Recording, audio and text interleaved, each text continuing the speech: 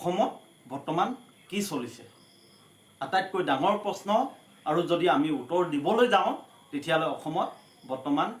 মিয়া আৰু অসমীয়া ৰাজনীতি চলিছে মিয়া খেদৌ অসম বচাও হয় অসম বিধানসভাৰ পৰা